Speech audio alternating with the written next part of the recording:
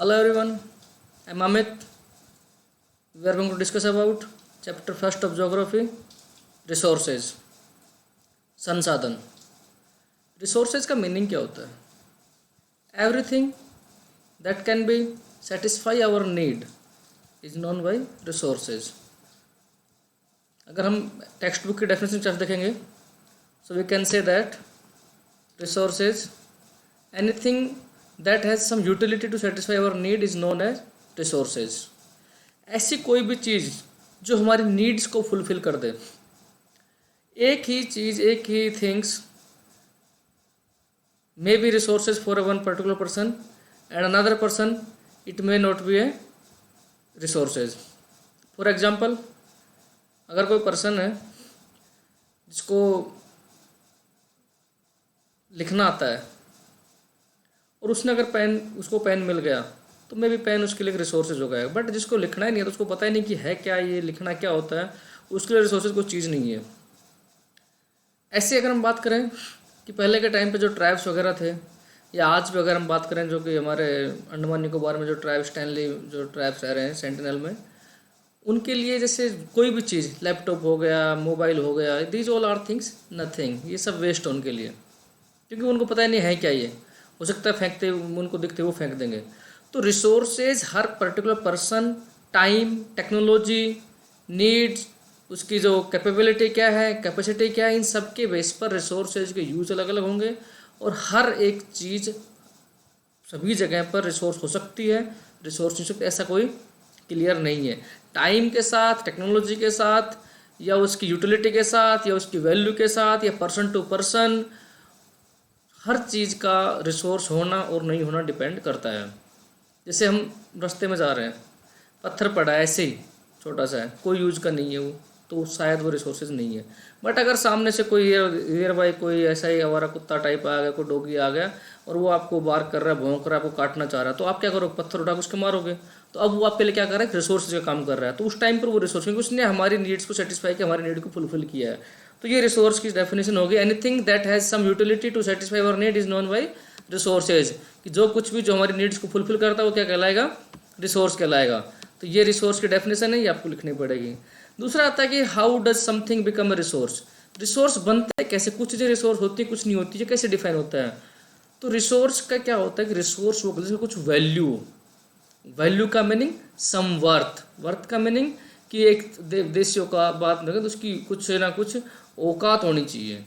अब वैल्यू का मीनिंग ये नहीं कि उसकी इकोनॉमिक वैल्यू, मतलब पैसे में उसकी वैल्यू होनी चाहिए. हो सकता है उसकी इकोनॉमिक वैल्यू नहीं हो, but that can be satisfy our mind. वो हमारी जो मेंटल जो एबिलिटी है, जो डिजायर, उसको सेटिस्फाई कर दे. आपने कोई बहुत अच्छा सीन देखा, आपने कोई नदी बह रही, वो नदी देखी है, कोई सुंदर सी आपने पेंटिंग ड्राइंग देखी है. अब उसका हो सकता है उसका कोई इस टाइम पर वैल्यू नहीं है, आपको फ्री में दिख रहा है, आपने सनसेट देखा है, उसका कोई वैल्यू नहीं है. बट ये रिसोर्सेज, क्योंकि इसने हमारे को एक पीस प्रोवाइड करवाया है और हमारी जो मेंटल जो सिचुएशंस थी उनको थोड़ा सा डाउन करने का कोशिश किया. तो ज़रूरी नहीं है कि सभी रिसोर्सेज का कोई एक इकोनॉमिक वैल्यू के साथ साथ उसका कुछ सोशल वैल्यू या अदर वे में उसका वैल्यू हो सकता है. अब आपकी बुक में एक एग्जांपल दिया कि सपोज दैट हमारी जो ग्रैंड मदर है या जो भी हमारे जो फैमिली में जो ओल्ड पर्सन है वो कोई रेसिपी बताते हैं. रेसिपी जो घर में कुछ भी करने का, खांसी जुकाम होगी, बताएंगे आप ये ले लीजिए, वो ले लीजिए. इन सब का कोई वैल्यू नहीं है. बट अगर हमने को पेटेंट करा लिया, पेटेंट का मतलब कि जैसे आपने सुना उस चीज़ का पेटेंट करवा लिया कि भाई किसी चीज़ पर हमारा अधिकार, राइट हो जाना, कोई हमारा इनोवेशन है, कोई या इनोवेशन के साथ हमने कोई हमारा कोई आइडिया था, उस आइडिया को हमने रजिस्टर्ड करवा लिया कि भाई ये मेरा आइडिया, इसको कोई अगर यूज़ करेगा तो मेरी परमिशन लेनी पड़ेगी. अगर हमने हमारी ग्रैंड मदर के या हमारी जो फैमिली के जो ओल्ड पर्सन के किसी आइडियाज़ को अगर हमने पेटेंट करवा लिया तो वो अब क्या बन जाएगा? रिसोर्स बन जाएगा. अगर हमें कुछ बता रहे तो कोई रिसोर्स नहीं है. फॉर एग्जाम्पल जैसे कि भाई सिंपल वे में हमारे घर पे हमारी दादी नानी हमें कहानी सुनाती हैं, तो उनका कोई वैल्यू नहीं. उस टाइम पर हमें कुछ नहीं लगता कि क्या है, फ्री में सुन रहे. अगर उन्हीं कहानी की कोई मूवी बन जाए, कोई अच्छी सी बुक्स लिखी जाए, यूट्यूब वगैरह पर बहुत सारी ऐसी जो कहानियाँ, लोरी स्टोरी वगैरह पड़ी हुई हैं, अब उनका कुछ वैल्यू है क्योंकि किसी न किसी वे में वो उनको अर्निंग कर रही हैं, तो वो रिसोर्स का काम कर रही हैं. रिसोर्स तब भी थी जब हमारी नानी ने हमें सुनाई थी, बट जब हमें उस टाइम पर वो फील नहीं हुई थी. तो वो रिसोर्स थी, बट उसका कोई इकोनॉमिक वैल्यू नहीं था, बट वो रिसोर्स थी. अब आता है कि टाइम एंड टेक्नोलॉजी, दो चीज़ ऐसी होती हैं कि जो किसी भी चीज़ को रिसोर्सेज में कन्वर्ट कर सकती हैं.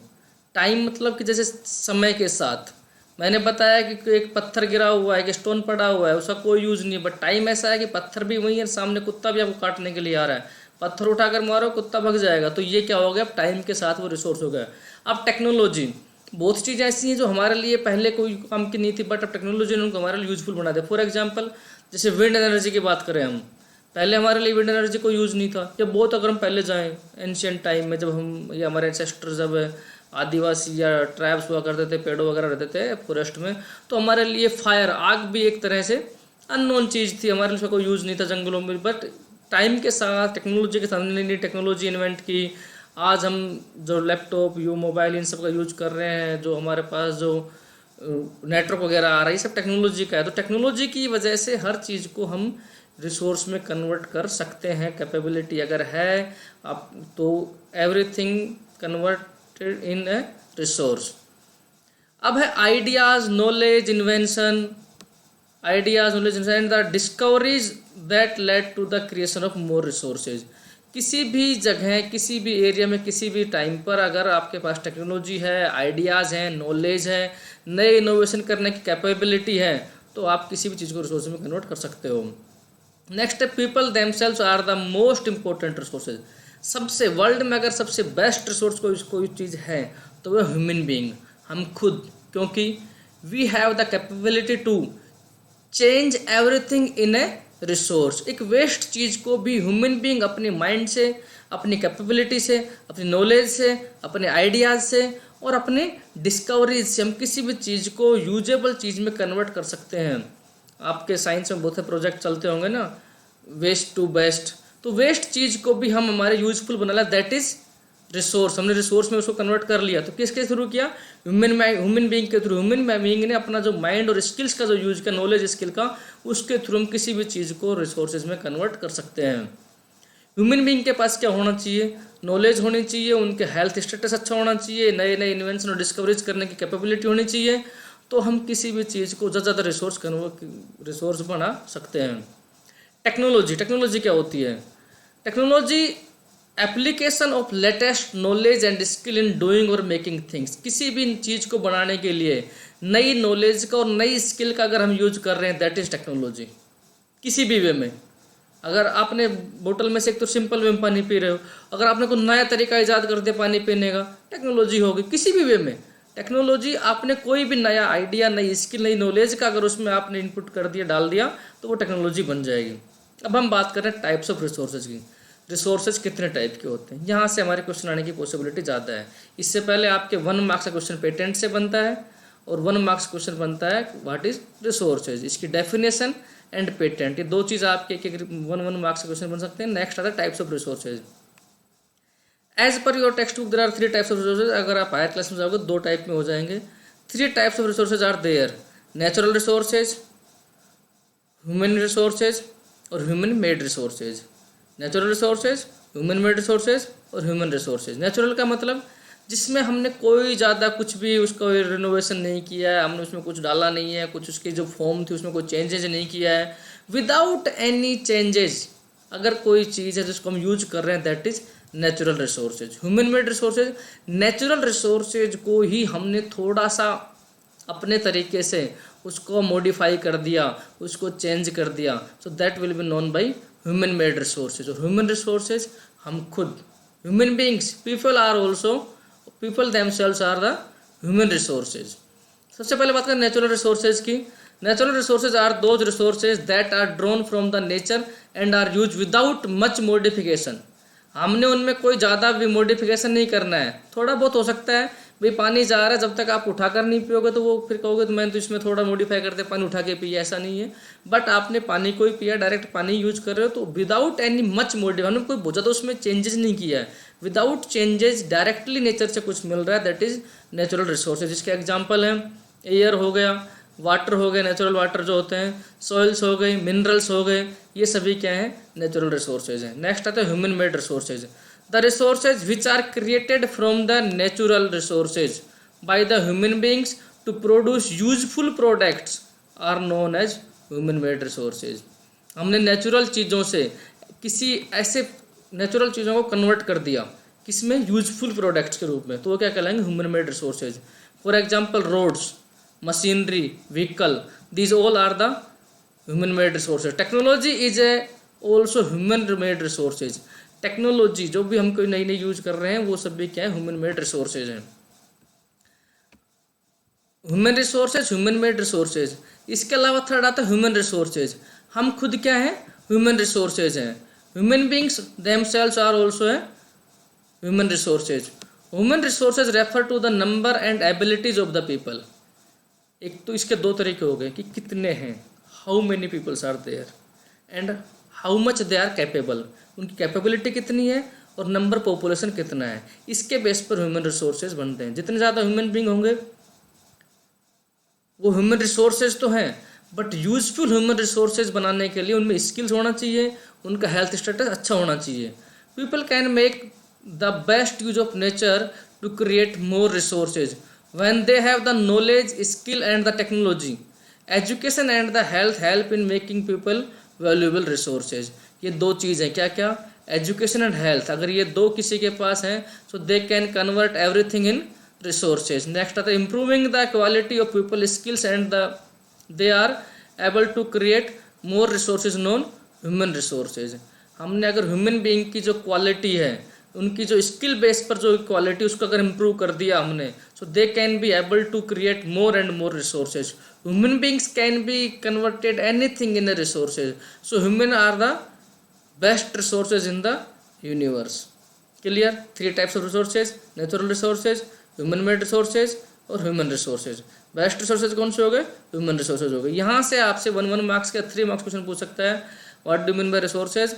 Explain the 3 types of resources. So you should write natural resources, human made resources, human resources. तीनों का डेफिनेशन होगा. ये डायरेक्ट नेचर से मिलते हैं, इनमें हम थोड़ा बहुत चेंज कर देते हैं, और ये ह्यूमन बींग अपने आप हैं. इंपॉर्टेंट चीज़ क्या है? Education and health. अब एक छोटा सा एग्जांपल लेते हैं. जापान और बांग्लादेश दो छोटे छोटे कंट्री हैं, छोटे एरिया के हिसाब से. जापान एक आइलैंड कंट्री है. बांग्लादेश के भी साउथ अगर हम सदर्न देखेंगे और उसके वेस्ट साइड देखेंगे, वेस्ट में उसके हमारी बे ऑफ बंगाल और साउथ में उसके इंडियन ओशन का पार्ट आता है. तो ये दोनों जो कंट्री हैं, एरिया लगभग बराबर है, पॉपुलेशन लगभग बराबर है. But Japan is a developed country और बांग्लादेश इज ए, अब आप समझ सकते हो क्या है, डेवलपिंग भी नहीं है, अनडेवलप ही बोलेंगे. पाकिस्तान का ही भाई ये भिखारी जैसा देश है. तो बांग्लादेश एक भिखारी देश है और जापान एक डेवलप्ड कंट्री है. वाई? दोनों की पॉपुलेशन बराबर है, दोनों के एरिया बराबर है. बिकॉज जापान ने जो इन्वेस्ट किया, Japan convert the population, the citizen of the Japan is into A useful resources. They create human resources. Population होना ही रिसोर्सेज नहीं है. रिसोर्सेज हैं, हम काउंट कर सकते हैं, but if they are skill so they are more useful. If they are unskilled they are less useful. अगर किसी आदमी के पास स्किल है so they can do more work, they can create more job also.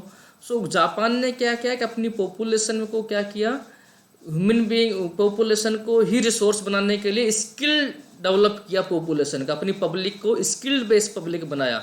उनमें जो education दिया उनका इस बेस पर था कि उनकी स्किल डेवलप हो जाए. स्किल का मतलब कुछ नया इन्वेंट करें, वो डिस्कवर करें, नई नई खोज करें, तकनीकी लाएं, तकनीकी का यूज करें, टेक्नोलॉजी का उसमें यूज करें, और उसके बाद वो अपने आप ही वो रिसोर्स बन गए और वो जॉब क्रिएट कर रहे हैं. बांग्लादेश ने ऐसा कुछ नहीं किया. ऐसा ही हमारा कंट्री पिछले काफ़ी सालों से सिर्फ और सिर्फ एजुकेशन दे रहा है, थ्योरेटिकल एजुकेशन दे रहा है, प्रैक्टिकल एजुकेशन पर कोई फोकस नहीं था, स्किल बेस्ड एजुकेशन नहीं थी. हम लोग पढ़ रहे थे, पढ़ के पास हुए जा रहे थे, ग्रेजुएट हो रहे थे, पोस्ट ग्रेजुएट डिग्रियाँ लिए जा रहे थे, बट यूजफुल इतना नहीं था, उसका प्रैक्टिकल यूज नहीं था. अब हमारी गवर्नमेंट भी skill based education, practical based education पर फोकस कर रही है, बिकॉज ह्यूमन बीइंग्स को रिसोर्स बनाना है. नेक्स्ट अब आता है कि इनके टाइप्स कितने होते हैं. नेचुरल रिसोर्सेज जो है, नेचुरल रिसर्च को भी हमने नेक्स्ट जो हमारा टॉपिक है नेचुरल रिसर्च को हमने भी डिफरेंट टाइप में कन्वर्ट किया हुआ है. अब इसका आता है on the basis of the level of their development, कि उनका कितना डेवलपमेंट हुआ है और कितना यूज कर रहे हैं. किसी भी नेचुरल रिसोर्सेज का डेवलपमेंट कितना हो गया और उसका यूज कितना कर रहे हैं, इसके बेस पर हमने इन रिसोर्सेज को दो पार्ट में डिवाइड किया. Natural resources and natural resources को actual resources and potential resources. Natural resources को उनके डेवलपमेंट और यूज के बेस पर कि कितना तो उनका डेवलपमेंट हो चुका है और किस लेवल पर उनका यूज हो रहा है, यूज बहुत कम हो रहा है, यूज उनका बहुत ज़्यादा हो रहा है, इस बेस पर हमने उनको दो पार्ट में डिवाइड किया है, actual resources and potential resources.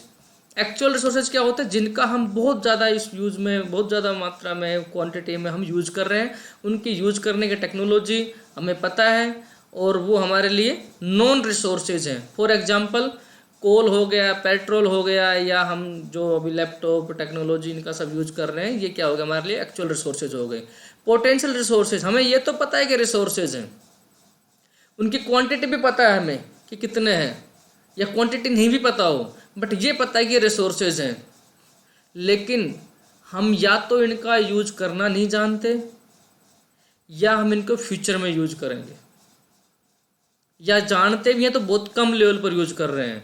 जैसे इसने एग्जांपल दिया है, आप लिखा है पुंगा वैली, लद्दाख में एक जगह है पुंगा वैली, वहाँ पर यूरेनियम मिलता है, बट हमारे कंट्री में यूरेनियम को यूज करने की हमारे पास कोई टेक्नोलॉजी नहीं है, टेक्नोलॉजी है बट इतना कोई हमें उसका यूज करना नहीं आ रहा है कि यूरेनियम कैसे यूज करना है। तो हमारे लिए क्या है, ये एक पोटेंशियल रिसोर्सेज है। दूसरा एग्जाम्पल आप समझिए, जैसे आज से 100 ईयर्स अगो जो एयर है, एयर हमारे लिए क्या था, एयर जो विंड एनर्जी है, एयर तो तब भी थी, हवा चलती थी खूब तेज, बट क्या विंड एनर्जी का उस टाइम पे यूज होता था? विंड एनर्जी उस टाइम पर नहीं थी, मतलब हवा से बिजली बनाने की, इलेक्ट्रिसिटी बनाने की, हवा से जो रिसोर्सेज, हवा को एज ए रिसोर्स यूज करने की हमारे पास कोई टेक्नोलॉजी नहीं थी। तो 100 ईयर्स अगो एयर हमारे लिए क्या था, विंड एनर्जी हमारे लिए क्या थी, एक पोटेंशियल रिसोर्सेज थी। आज क्या है, विंड एनर्जी हमारे लिए एक्चुअल रिसोर्सेज है, क्योंकि आज हम उसका सही तरीके से यूटिलाइज कर रहे हैं। कुछ ईयर्स अगो सोलर एनर्जी हमारे लिए क्या थी, पोटेंशियल रिसोर्सेज थी। आज सोलर एनर्जी हमारे लिए क्या एक्चुअल रिसोर्सेज है, क्योंकि हम उसका सही से यूज कर रहे हैं। आज भी कुछ लोग बोलते हैं, आज आप सुनते होगा आर्टिफिशियल इंटेलिजेंस, एआई कि भाई आने वाला टाइम ऐसा मोबाइल नहीं रहेगा, आर्टिफिशियल इंटेलिजेंस हो जाएगी, आप अपने नियर बाई ऐसे मतलब आर्टिफिशियली मोबाइल यूज करोगे, कुछ नहीं रहेगा, ऐसे कुछ यूज करना है। अभी हमारे लिए वो क्या है, पोटेंशियल रिसोर्स, हमें पता ही नहीं क्या टेक्नोलॉजी है, बट हाँ थोड़ा बहुत आइडिया कैसा कुछ है, बट यूज करना नहीं आ रहा, बट हो सकता है फ्यूचर में वो क्या बन जाए, हमारे लिए एक्चुअल रिसोर्सेज बन जाए। तो उन पोटेंशियल रिसोर्सेज हैं, ये फ्यूचर के एक्चुअल रिसोर्सेज हो सकते हैं। नेक्स्ट है on the basis of origin. Origin का मतलब कि उनके अंदर जो लाइफ है या नहीं है, तो इस बेस पर उनको दो टाइप से डिवाइड किया गया है, biotic resources and abiotic resources. Biotic resources वो होते हैं जिनके अंदर लिविंग थिंग्स होती हैं, जो लिविंग बींग्स होते हैं, उनको क्या कहते हैं, biotic resources. Plants and animal क्या हो गए, बायोटिक रिसोर्सेज हो गए, प्लांट एंड एनिमल। एबायोटिक चीज़ें जिनमें नॉन लिविंग चीज़ें इंक्लूड होंगी। जो नॉन लिविंग है, साइंस में पढ़ा होगा आपने, सॉइल, रॉक्स, मिनरल्स, ये नॉन लिविंग्स हैं, इनमें लाइफ नहीं होती है, इसलिए ये किस में आ जाएंगे, एबायोटिक। नेचुरल रिसोर्सेज को हमने अब तक दो टाइप में, इनका क्लासिफिकेशन दो टाइप से किया है। फर्स्ट किया डेवलपमेंट एंड यूज के बेस पर, डेवलपमेंट एंड यूज के बेस पर हमने इनको दो टाइप से डिवाइड किया है, एक्चुअल एंड पोटेंशियल। दूसरा किया ओरिजिन के बेस पर, ओरिजिन के बेस पर दो टाइप से डिवाइड किया है, बायोटिक रिसोर्सेज और एबायोटिक रिसोर्सेज। नेक्स्ट दो और आएंगे हमारे लिए, अभी टोटल इनके 4 डिवाइडेशन किए हुए हैं, टोटल 4 डिवाइडेशन है। अभी हमने 2 डिवाइडेशन किए हैं, डेवलपमेंट और यूज के बेस पर और ओरिजिन के बेस पर। नेक्स्ट जो आता है वो आएगा on the basis of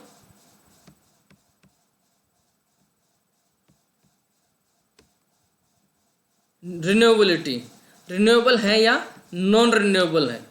renewability के बेस पर हम नेचुरल रिसोर्सेज को दो टाइप में डिवाइड करते हैं, क्लासिफाइड करते हैं। एक होगा रिन्यूएबल रिसोर्सेज, दूसरा होगा non renewable resources. Renewable resources ऐसे रिसोर्सेज जिनका यूज करने के बाद फिर से रीयूज कर सकते, जो कभी भी फिनिश नहीं होंगे, सिंपल वर्ड में जो कभी भी ख़त्म नहीं होंगे। नॉन रिन्यूएबल रिसोर्सेज जो सिर्फ एक बार यूज कर सकते हैं, यूज करने के बाद उनको फिर से यूज करना पॉसिबल नहीं है, इनको नॉन रिन्यूएबल रिसोर्सेज बोलते हैं। इसके एग्जांपल हो गए wind energy, solar energy, water, hydro electricity होता है ना, समुद्र, ओशन का पानी कभी ख़त्म नहीं होगा। नॉर्मल जो ड्रिंकिंग वाटर है, प्योर वाटर है, ये कभी ये ख़त्म हो सकता है, अर्थ के इनसाइड का पानी ख़त्म हो सकता है, बट जो ओशन वाटर है कभी फिनिश नहीं होगा। तो ये यहाँ ओशन वाटर पे आप कर सकते हो।